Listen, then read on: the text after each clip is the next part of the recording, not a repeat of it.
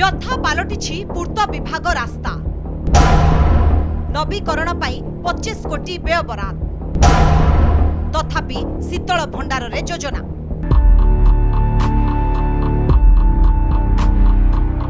उत्तर बालेश्वर सबुठारु व्यस्तबहुल एवं प्रमुख वाणिज्यिक पेंठस्थली हेउछि जलेश्वर सहर।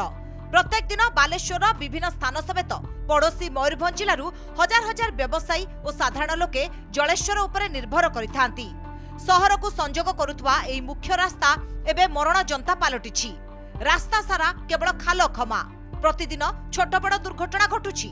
रास्तार शोचनीय अवस्था देखि संप्रसारण और नवीकरण पाई 25 कोटी टंका मंजूर होई टेंडर प्रक्रिया सरिथिले भी विभागीय अधिकारी काम करिबा दिगरे आदौ गुरुत्व देउनथबा अभियोग होईछि।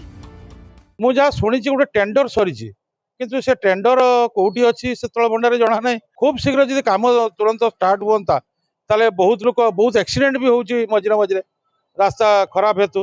तेणु जब तुरंत कम आरंभ हुआ सरकार दृष्टि को आसंता आपण मान माध्यम रे मनपाटना पंचायत एवं जलेश्वर टाउन पर्यंत रास्ता बहुत खराब है। जो हाईवे जो जाऊँगी दिन राति धरी एवं जलेश्वर टाउन को दिन में बड़ बड़ ट्रक सब आसूची मालवाही ट्रक ये सबू को ध्यान देकी लोकों समस्या को आखि आगे रखी प्रशासन एवं सरकार या ध्यान देवा दरकार। रास्ता प्रशस्तीकरण हवा सहित संपूर्ण नुआ रास्ता हवा दरकार। जलेश्वर सहर को संजोग करुवा एई पूर्त विभाग रास्ता रे दैनिक 20,000 रु अधिक गाड़ी गड़े। जलेश्वर सहर रु बालेश्वर सह सीधा सड़क जोगाजोग पाई एहा एकमात्र माध्यम होइतबारु सहरर 12 ब्रिज ठारू 16 नंबर जातीय राजपथ बाईपास पर्यंत प्राय 7 किलोमीटर रास्तार नवीकरण पाई अर्थ मंजूर करा जायछि। हेले प्रशासनर कालक्षेपण नीति जोगु दिनकु दिन रास्तार अवस्था आहुरी सांघातिक हेबारे लागिछि।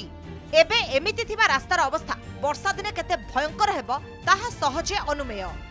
ये प्रति खनि विभाग एवं जलेश्वर तहसीलदार पुलिस प्रशासन मध्य ध्यान देवा उचित एवं रास्ता को तुरंत नवीकरण करी लोकों पाई रास्ता प्रस्तुत करी आपनकर भल रास्ता कने आमे सरकार को निकट रे चिरउपकृत।